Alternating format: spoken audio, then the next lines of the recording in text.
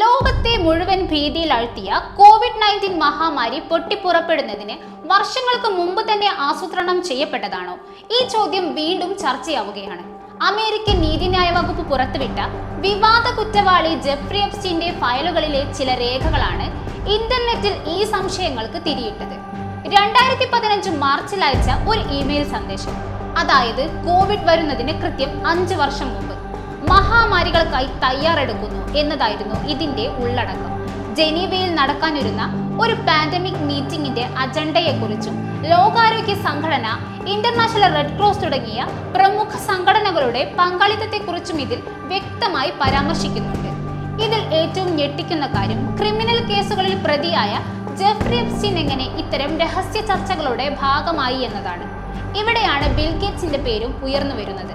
2019 സെപ്റ്റംബറിൽ, അതായത് ചൈനയിൽ ആദ്യ കോവിഡ് കേസ് റിപ്പോർട്ട് ചെയ്യുന്നതിന് വെറും 3 മാസം മുമ്പ്, ഗേറ്റ്സ് ഫൗണ്ടേഷൻ ജർമ്മൻ കമ്പനിയായ ബയോഎൻടെക്കിൽ $55 ദശലക്ഷം, ഏകദേശം 450 കോടി രൂപ നിക്ഷേപിച്ചു. പിൽക്കാലത്ത് ഇത് $100 ദശലക്ഷം വർദ്ധിപ്പിക്കാനും കരാറുണ്ടായിരുന്നു. HIV, ക്ഷയരോഗം എന്നിവയ്ക്കുള്ള വാക്സിൻ വികസിപ്പിക്കാനാണ് ഈ തുക നൽകിയത് എന്നതായിരുന്നു ഔദ്യോഗിക വിശദീകരണം.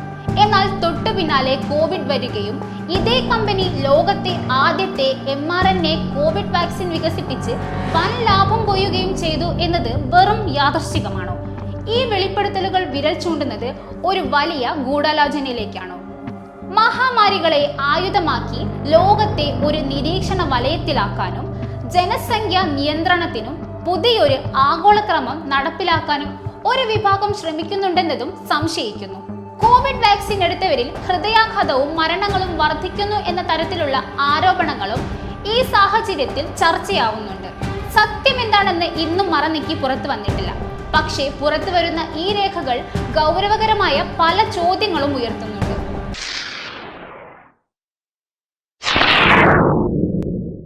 കൂടുതൽ വാർത്തകൾക്കും വിശേഷങ്ങൾക്കും ന്യൂസ് ടൈഗ് ലൈവ് TV സബ്സ്ക്രൈബ് ചെയ്യുക.